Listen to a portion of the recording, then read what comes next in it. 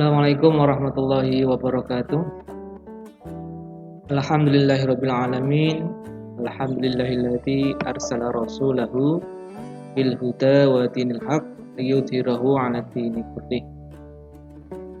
Asyhadu an la ilaha illallah wahdahu la syarikalah wa asyhadu anna sayyidana Muhammadan abduhu wa rasuluh, amma ba'd. Yang kami banggakan para mahasiswa Universitas Telkom, marilah pertama-tama kita mengucapkan syukur kehadirat Allah Subhanahu wa taala karena sampai hari ini kita masih diberikan kenikmatan sehat walafiat sehingga kita bisa berkumpul bersama-sama dalam kuliah online untuk mata kuliah agama Islam. Shalawat serta salam selalu dan senantiasa kita sampaikan kepada Rasul junjungan kita Nabi Agung Muhammad Sallallahu Alaihi Wasallam yang kita nantikan syafaatnya di Yaumul Qiyamah. Amin Allahumma. Baiklah teman-teman sekalian, para mahasiswa, kita bertemu pada pertemuan kedua. Ini kita akan Pak Lukman akan menyampaikan materi tentang berbagai pendekatan dalam studi Islam. Nah, ini definisi metodologi, ini secara etimologi. Ini metodologi berasal dari kata metode dan logos, ya. Di mana metode artinya cara dan logos artinya ilmu. Secara sederhana, ini metodologi adalah ilmu tentang cara. Nah, dalam kamus bahasa Indonesia, ini metodologi diartikan sebagai suatu untuk mengungkapkan cara yang paling cepat dan tepat dalam melakukan sesuatu, atau dengan kata lain, cara kerja yang bersistem untuk memudahkan pelaksanaan suatu kegiatan untuk mencapai tujuan yang ditentukan. Ini definisi studi Islam, ya. Ini pengertian studi Islam atau dirosah Islamiyah, ya, atau dalam bahasa Inggris Islamic Studies. Ini adalah usaha sadar, sistematis dan metodologis untuk mempelajari, ya, di mana mempelajari, ya, ini bisa saja mengetahui, kemudian mengetahui dan memahami, kemudian membahas secara mendalam, ya, hal-hal yang berkaitan dengan Islam, baik yang berhubungan dengan normativitasnya, ya, kemudian historisitasnya maupun aktualisasi secara nyata dalam kehidupan sehari-hari sepanjang sejarah kehidupan manusia. Yang nomor 2, ini pengertian tentang metodologi studi Islam, di mana suatu ilmu yang memuat atau berisi prosedur, ya, atau langkah-langkah yang ditempuh dalam mempelajari Islam secara tepat, cepat, efektif dan efisien, dari mulai menemukan fakta sampai melakukan generalisasi, baik Islam sebagai sumber ajaran, ya, kemudian Islam sebagai pemahaman, kemudian sebagai pengalaman atau historis. Jadi Pak Lukman menyampaikan ini tujuannya ini agar mahasiswa dalam belajar studi Islam ini menggunakan cara yang tepat, jadi secara komprehensif. Kemudian ini ada latar belakang. Nah, ini Islam, ini sebagai ajaran yang lengkap dan menyeluruh, nah, dalam seluruh aspek kehidupan atau secara universal. Kemudian ini latar belakang yang kedua, ini menjadi topik yang sangat menarik dikaji, ya, baik dari kalangan intelektual Muslim itu sendiri maupun dari sarjana-sarjana dari Barat, ya, mulai dari orientalis sampai dengan Islamolog atau ahli pengkaji keislaman. Nah, pengkajian tersebut ini menggunakan pendekatan-pendekatan tertentu yang secara populer di kalangan akademik itu dianggap sebagai suatu metodologi yang ilmiah. Nah, sedangkan ini ada pendekatan dalam Islam ya, dilakukan oleh intelektual muslim itu sendiri, ini bertujuan untuk keselamatan hidup di dunia dan di akhirat. Dengan sumber utama ajaran ya, yakni Al-Qur'an dan hadis sebagai pedoman dengan jaminan tidak akan pernah tersesat selamanya. Nah, jadi banyak kalangan yang mempelajari agama Islam, baik dari kalangan kita sendiri, dari muslim maupun dari non-muslim. Jadi kalau kita belajar, tentunya kita harus milih-milih dari pengkajinya siapa. Jangan sampai kemudian hanya mempelajari Islam ya, yang dilakukan oleh orang-orang Barat dulu ya, untuk mempelajari agama Islam, kemudian menggunakan pemahaman tersebut untuk misalkan memecah belah umat Islam, kemudian mencari celah-celah untuk menghancurkan agama Islam itu sendiri. Jadi kita harus pintar milih-milih apabila kita mau belajar agama Islam ya, kita harus memilih ulama yang tepat gitu ya. Kemudian ini signifikansi studi Islam. Ini agama adalah universal culture ya, di mana universal culture ini kebudayaan sebagai hasil kegiatan dan penciptaan batin ya, manusia seperti kepercayaan, kesenian, dan adat istiadat. Kemudian signifikasi kedua ini ada kecenderungan ya, menampilkan kondisi keberagaman yang legal dan formalistik. Ya di mana ya kalau legal formalistik ya tentunya ya ada regulasi-regulasi ya yang mengatur tata kehidupan ya. Nah, jadi menjadi sebagai kesepakatan bersama. Ini ada aturan-aturannya. Kemudian ini menumbuhkan kesalehan sosial. Ini melalui pemahaman Islam yang tepat, ini tentunya akan menumbuhkan kesalehan sosial, yang artinya itu ya tidak hanya kesalehan dalam diri sendiri, tetapi kesalehan terhadap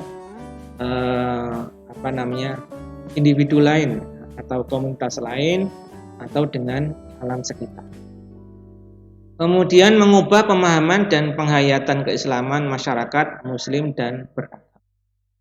Kemudian ada lagi mengubah formalisme keagamaan menjadi format agama yang substantif. Jadi tidak hanya beragama sebagai sesuatu yang formalitas saja, tetapi dijiwai dengan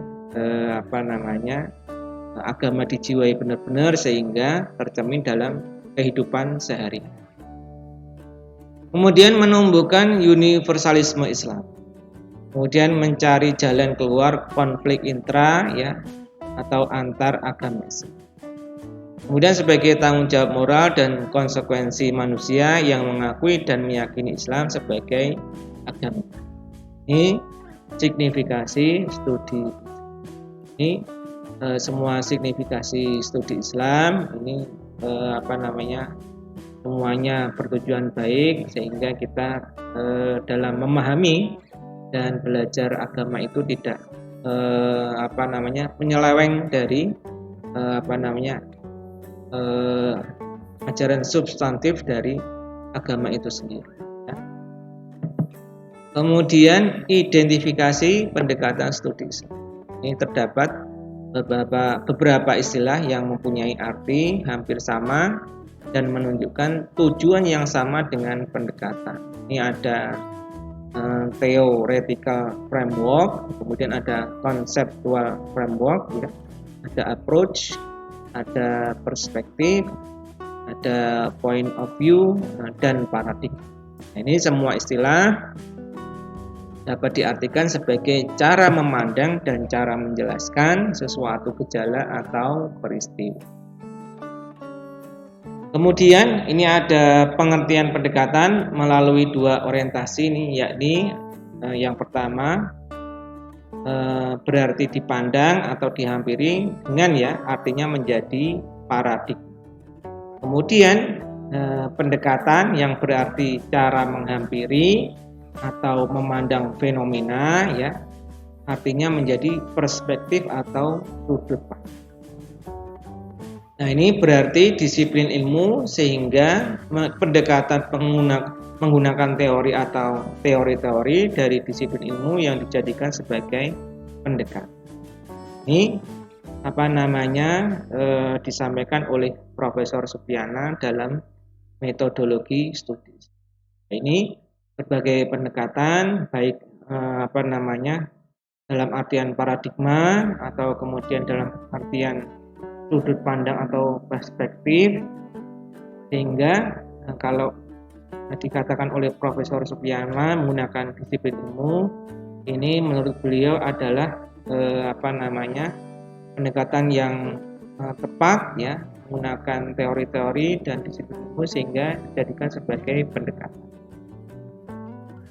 Kemudian ini ada identifikasi pendekatan studi Islam ya, di mana terdapat beberapa istilah yang mempunyai arti hampir sama dan menunjukkan tujuan yang sama dengan pendekatan, yakni ada theoretical framework, ada conceptual framework, ada approach, kemudian ada perspektif, ada point of view, dan paradigma. Ini semua istilah ini dapat diartikan sebagai cara memandang dan cara menjelaskan sesuatu gejala atau peristiwa. Ini pengertian pendekatan memiliki dua orientasi, di mana berarti dipandang atau dihampiri dengan, ini artinya menjadi paradigma. Ya, kemudian pendekatan ya, di mana diartikan sebagai cara menghampiri atau memandang fenomena, ini diartikan sebagai perspektif atau sudut pandang. Kemudian ada lagi pendekatan yang berarti disiplin ilmu, sehingga pendekatan menggunakan teori atau teori-teori dari disiplin ilmu yang dijadikan sebagai pendekatan. Ini ada beberapa identifikasi yang Pak Lukman sebutkan. Nah, kemudian dengan melalui pendekatan maka kehadiran agama Islam dapat dipahami oleh manusia, sehingga Islam dapat berfungsi sebagai solusi masalah dan aturan yang menyelamatkan manusia. Dan ini dalam melakukan studi terhadap Islam diperlukan pendekatan-pendekatan dan metode yang tepat agar dihasilkan suatu kesimpulan mengenai Islam dalam keseluruhan aspek ajarannya secara tepat pula. Kemudian ini berbagai pendekatan dalam studi Islam. Nah, ini yang pertama adalah pendekatan teologis normatif.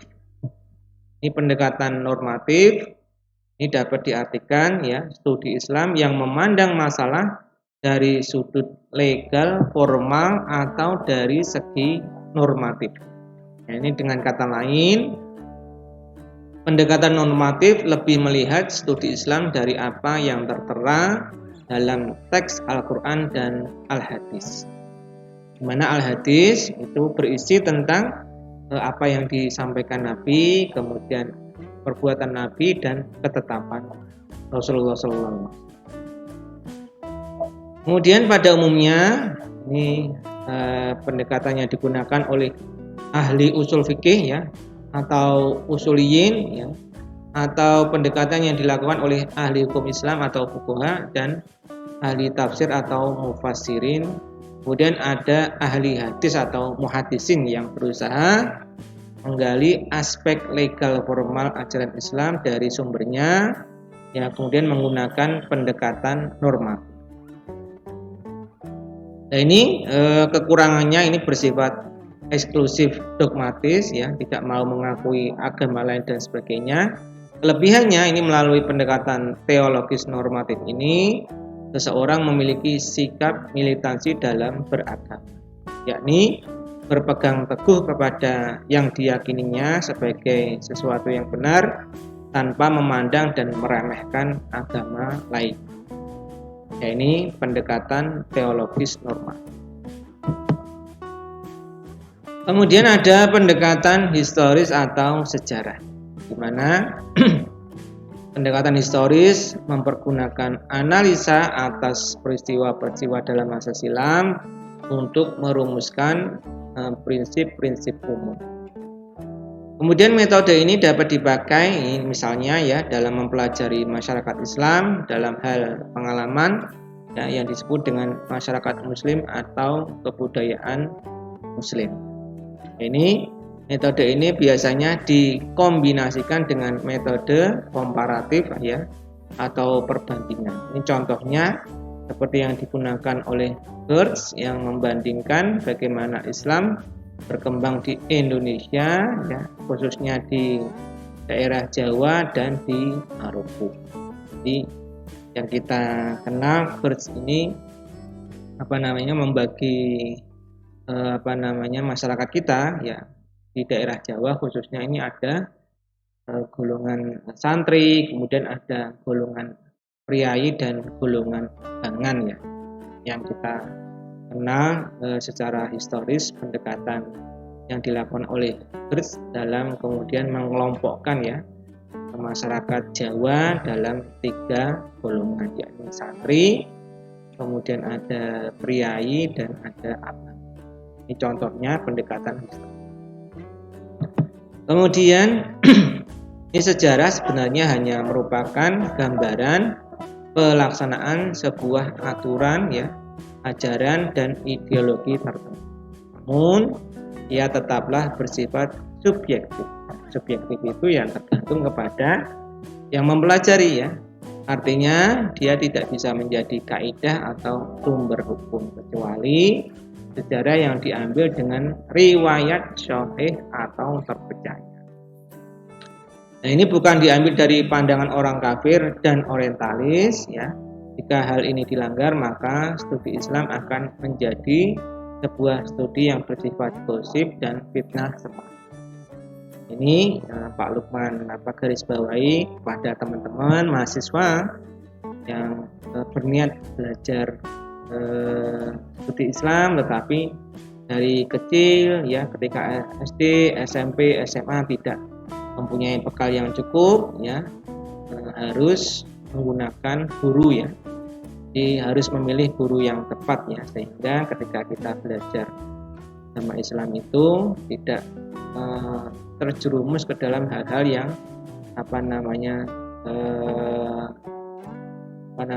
tidak terjerumus ke dalam hal-hal yang malah kemudian merugikan, seperti kasus-kasus yang telah kita alami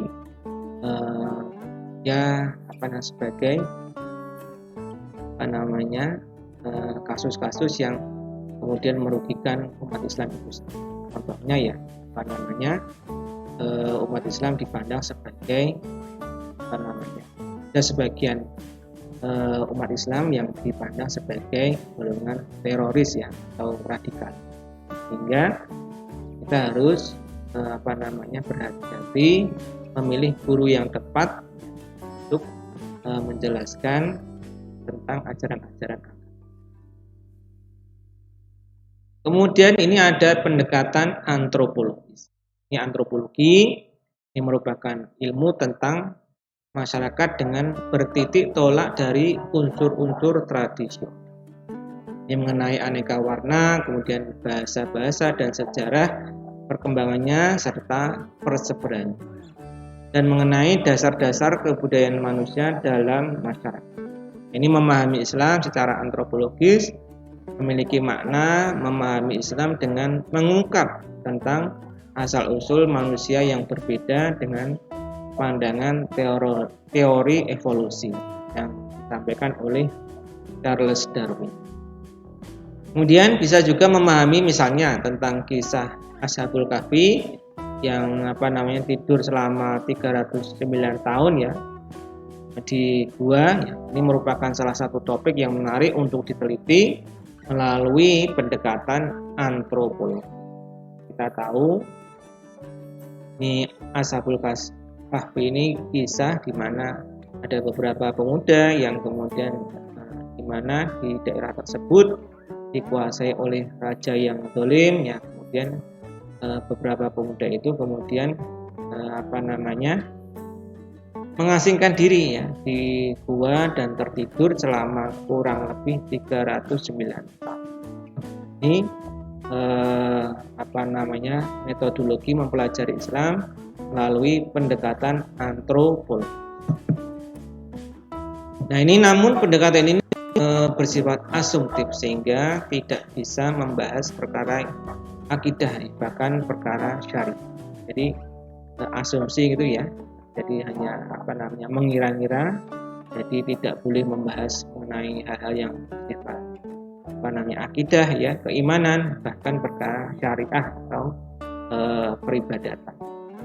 Sehingga karena karakteristik pendekatan metode ini yang terlalu berpijak pada teori-teori barat dan bahkan menjauhi metodologi dirosat Islamiyah para ulama muqtabar. Ini hati-hati dalam menggunakan pendekatan antropologi. Kemudian ada pendekatan sosiolog. Ini pendekatan sosiologi merupakan sebuah kajian ilmu yang berkaitan dengan aspek hubungan sosial manusia antara yang satu dengan yang lain atau ya, antara kelompok yang satu dengan yang lain. Ini pendekatan sosiologi ini merupakan sebuah pendekatan dalam memahami Islam dari kerangka ilmu sosial atau yang berkaitan dengan aspek hubungan sosial manusia antara satu dengan yang lain atau antara kelompok yang satu dengan yang lain.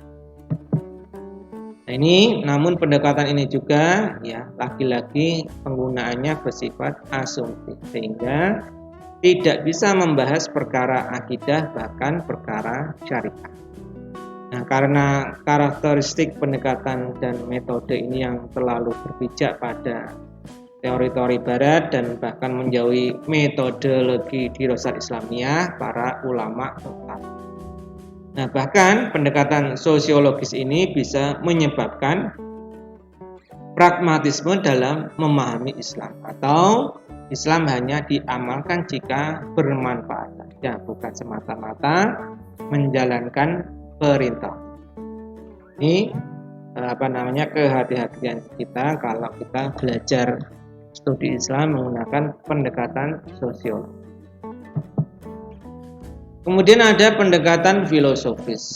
Ini metode filsafat berusaha untuk sampai kepada kesimpulan-kesimpulan yang universal dengan meneliti akar permasalahan. Nah, metode ini bersifat mendasar ya dengan cara radikal dan integral karena memperbincangkan sesuatu dari segi esensi atau hakikat sesuatu. Nah, metode ini sangat lemah ya jika sikap filsafat mengurung diri dalam batas-batas anggitan ya atau susunan dan metodologi yang telah ditetapkan oleh nalar mandiri secara berdaulat. Selain itu, terkesan metode filsafat ini melakukan pemaksaan gagasan-gagasan. Kemudian ada Ibnu Qayyim al-Jauziyah ya berkesimpulan bahwa filsafat adalah paham di luar agama para nabi. Tambah lagi, filsafat memang ajaran yang murni dihasilkan oleh akal manusia. Ya masih bersifat subjektif ya, tergantung kepada filosof itu sendiri, tergantung kepada pendapat filosof itu sendiri. Nah, ini pendekatan selanjutnya adalah pendekatan psikologis. Nah, ini pendekatan psikologis diartikan sebagai penerapan metode-metode dan data psikologis ke dalam studi tentang keyakinan dan pemahaman keagamaan untuk menjelaskan gejala atau sikap keagamaan seseorang. Nah, ini pendekatan psikologis ini merupakan pendekatan keagamaan dengan menggunakan paradigma dan teori-teori psikologis dalam memahami agama dan sikap keagamaan seseorang. Maka pendekatan psikologis tidak akan pernah mempersoalkan benar atau tidaknya suatu agama ya atau keyakinan-keyakinan yang dianut seseorang. melainkan dengan mementingkan bagaimana keyakinan agama tertentu terlihat pengaruhnya dalam perilaku penganut.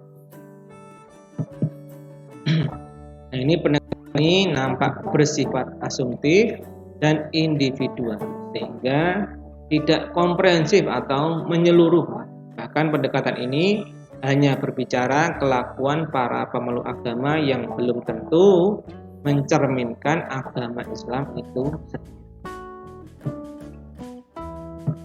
Selanjutnya, ini ada pendekatan ideologis komprehensif.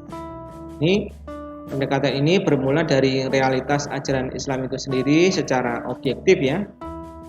Tidak berpengaruh pandangan subjektif, tidak terpengaruh pandangan orang-orang ya dari dari barat ya.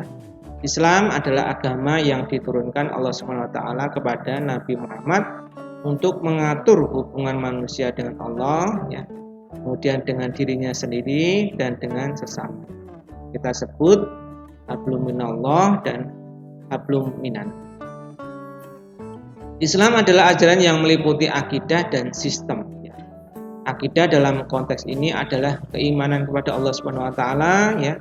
Kemudian ada keimanan kepada malaikatnya, kemudian keimanan kepada rasulnya, kitabnya, hari kiamat, serta qada dan qadah yang baik dan buruknya hanya dari Allah Subhanahu wa taala yang kita sebut kemudian menjadi rukun iman yang ada 6. Nah, itu secara akidah. Kemudian ada syariah adalah kumpulan hukum syara yang mengatur segala urusan masalah manusia.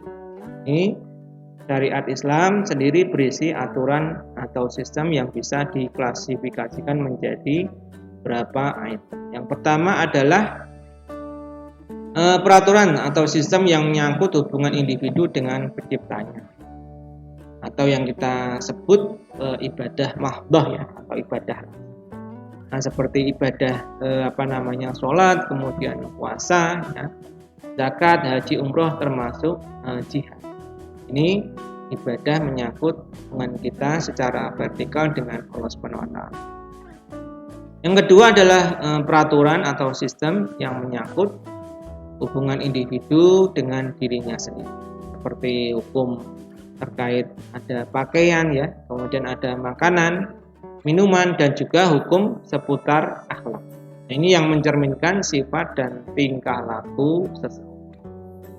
Kemudian ada peraturan ya yang menyangkut hubungan dengan orang lain, seperti masalah bisnis perdagangan ya. Kemudian ada pendidikan, sosial masyarakat, pemerintahan, kemudian politik, sanksi, hukum peradilan, dan lain-lain, atau yang kita kenal sebagai ibadah ghairu mahdhah atau ibadah secara horizontal, di mana menyangkut dengan hubungan kita dengan individu lain atau komunitas lain atau dengan alam sekitar kita. Nah, ini karena itu pendekatan ideologis komprehensif ini adalah sebagai cara memahami Islam yang dimulai dari sebuah pandangan Islam adalah di mana Islam itu sendiri adalah ideologi. Artinya Islam mengurusi seluruh urusan kehidupan sehingga harus diterapkan dalam kehidupan sehari.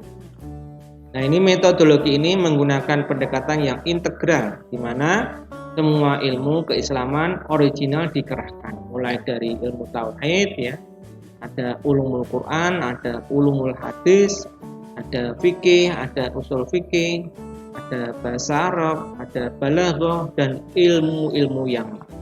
Nah, pendekatan ini sesuai dengan hasanah keilmuan Islam yang dikembangkan para ulama muktabar. Oleh karena itu, pendekatan ini cocok untuk ajaran Islam. Demikianlah yang mungkin Pak Lukman bisa sampaikan ya. Semoga dengan penjelasan Pak Lukman tadi para mahasiswa ketika mau belajar agama Islam itu tidak menggunakan pendekatan yang salah, tapi menggunakan pendekatan yang benar dari para ulama yang berkompeten, dari ulama-ulama yang berfatwa yang sesuai, ya, sehingga kita tidak terjerumus dalam hal-hal yang dimurkai Allah dalam balutan, sehingga kita bisa mempelajari agama Islam dengan baik, dan kemudian bisa mengaplikasikan dalam kehidupan sehari-hari dan dalam berbagai bidang, ya. Ini demikianlah teman-teman para mahasiswa yang Pak Lukman bisa sampaikan. Apabila ada salah kata, Pak Lukman minta maaf yang sebesar-besarnya, ya. Wabillahi taufiq wal hidayah. Wassalamualaikum warahmatullahi wabarakatuh.